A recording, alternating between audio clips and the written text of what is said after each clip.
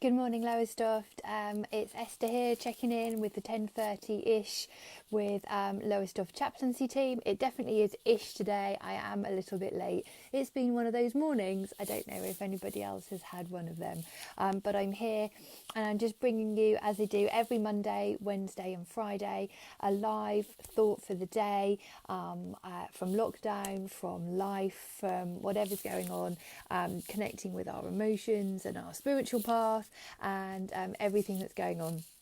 So that's where I am this morning.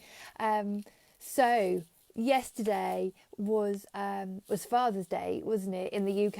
I don't know if it is anywhere else. How is that for you? I realise it's a really commercial thing, but for me personally, I don't think there's anything bad about having a day that reminds us that we need to celebrate people that are special to us. Like, obviously, we should do that every day, shouldn't we? Obviously, we shouldn't need reminding. Like, we shouldn't need a Mother's Day or a Loneliness Awareness Week, like I think it is this week. We shouldn't need Children in Need. We shouldn't need any of these reminders, should we? But let's be honest, we're all a bit rubbish. Like, how often do I let people know that I value them just spontaneously? I don't know if any of us are very good at that. Yeah, but Father's Day, so it's a difficult one, isn't it? For those of us that have dads still here, or great dads, or people who act as dads to us, it's a good day, isn't it?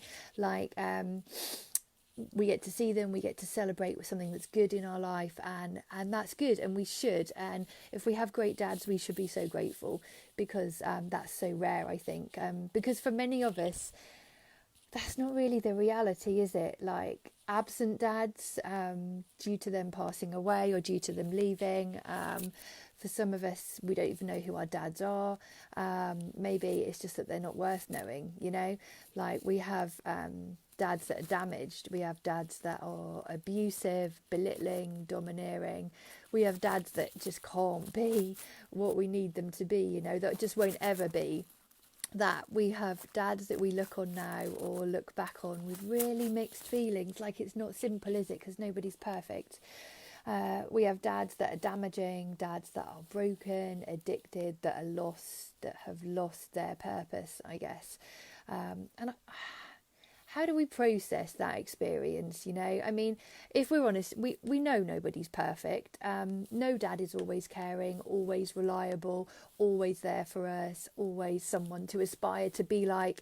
And we aren't either, because we're all people, right? We're all flawed, aren't we?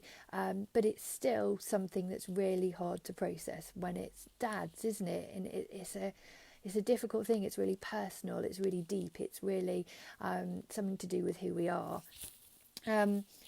There's some ancient wisdom in the Bible. You might get the Bible or you might not, but it talks of the mess of one generation being passed down to the next generation. And like, we experience that really often, I think, in so many different ways, don't we? Especially with our dads, with our parents, even the ones that we can't stand, even the ones that we love a lot. You know, like, how one parent treats their child impacts on how that child is going to be. Like, loads of psychology goes into this. There's loads of theories. No, I'm an expert on any of that. It's not self-fulfilling, but it does impact, doesn't it? Like, sometimes you see families where for generations they've all been doctors. Like, great grandfather was doctor, down to like the child now at university is doctor. Or you see generations of people that, like, no one's had a job, no one's been able to hold down a job, and that's sort of passed down from generation. Or dad wasn't hugged, so he finds it hard to hug. Or certain views are passed down. It's just how it is, isn't it? We're socialised into different views. We're products of our parents, their presence or their absence. And days like Father's Day focus us, I think. They focus us something about who they are and who we are as well. Like, the ancient spiritual traditions speak of the divine as a parent. Like, some talk of the divine as a mother, some as a father. Like, we talk of Mother Earth, don't we? Like, it's something to do with wanting to be parented, isn't it? In the Jesus tradition, it never shies away from talking about God as a father. And I like that, I really do. But I'm also just aware of how problematic that is for those of us that don't have good dads, that have dads that have failed us, dads that couldn't or wouldn't. Like when God, the source of life, is described as a father. Does that fill you with comfort or dread, or just that deep sense of disappointment? Like our framework for understanding the role of father is so based in our experience and our culture, isn't it? But when asked how to pray, when asked how to express our deepest pain, our hope, our longings, our fears in conversation with the divine, Jesus said, start talking to the divine and call him Father. Like Father in heaven. In fact, Jesus so often uses a word, Abba, which means daddy, to talk about God. Like, I guess in this tradition that he was part of, this patriarchal society, to talk of father is to talk of the one who holds everything together, the one who provides, who goes to work, who brings the money in, the one who shapes us with the views that we have as a family, the one who holds everything together, the one in whose footsteps you follow. But this isn't like an abstract, controlling, absent father who works, comes home, demands food, screams at you, hits your mum and goes to the pub. This is daddy. This is daddy. This is closeness and cuddles. This is close conversation. This is reliable. This is secure. This is faith that you will be heard and held and listened to and helped and understood. Like, this is you walking hand in hand with your dad and telling him your fears. This is you giggling when you tell him you're in love for the first time. Like, this is being corrected when you've messed up, but knowing that you will be disciplined fairly and are still loved, This is being taught how to kick a ball or nail that PS4 game. This is support from the sidelines as you run a race. This is encouragement to find out who you're made to be and to run with it. Like, this is being given wisdom for life that will keep you from making stupid mistakes. This is a phone call just to see how you are. This is you cuddling whilst watching a movie and laughing at the funny bits. This is comfortable and relaxed. This is you being looked in the eye and being told you are loved. This is daddy,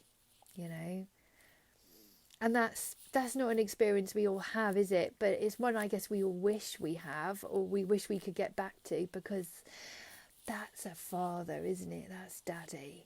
Like, in the absence of a good one, or suffering the loss of a good one, while celebrating the one you have, this divine creator and parent is described as the perfect dad. Like, is God angry and unpredictable and ready to turn on you? Do you know what? No, because he's the perfect dad. Like, is he absent and ready to leave you when you mess it up again? No, he's the perfect dad. Like, does he have mental health conditions and addictions that means he can't be there for you? No, he is the perfect dad, which is really cool and really helpful, I think. But I also think that to say God is a father can be a little bit too gender specific. Like, it implies that the characteristics of a mother aren't there, and it implies they're different.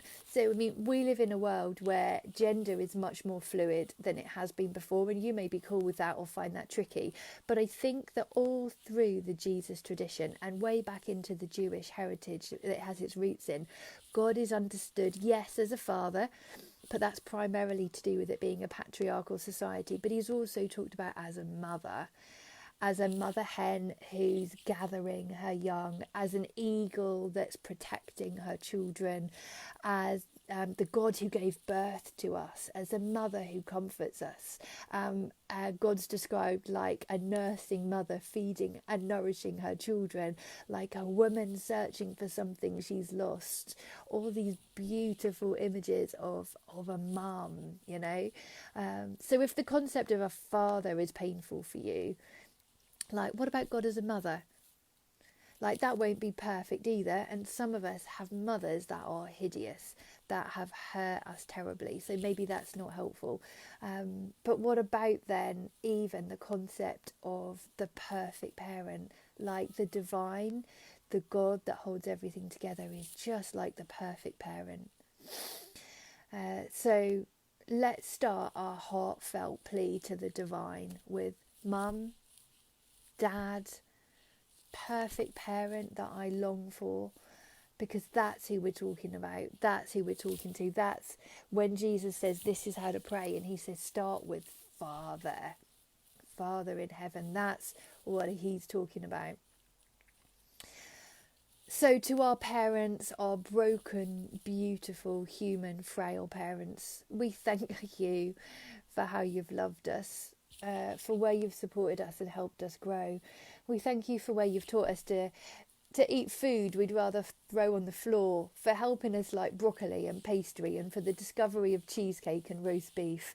Thank you for helping us understand how to be decent people, for all the times we've raged and you took it, for all the times we needed to be given a curfew and a no this time and no, you can't watch that, for all the ways you've held us when we're lost, where you've listened when we've had broken hearts, where you've helped us heal when friends were mean, when you've shared ice cream and quiet moments. But we also remember all the ways you've failed us, all the ways you couldn't be there, the ways that you couldn't cope, you tried but you failed, for the times that you didn't listen, when you made it worse, for the times you shouted and overreacted, for that punishment you shouldn't have given, for that self-involvement that means you just couldn't listen to us, for the times you weren't there, for that illness that took you, for that addiction that broke you, for all the ways you weren't. We just take a breath and acknowledge it. And in some ways we begin to understand it. In other ways we realise that we never will.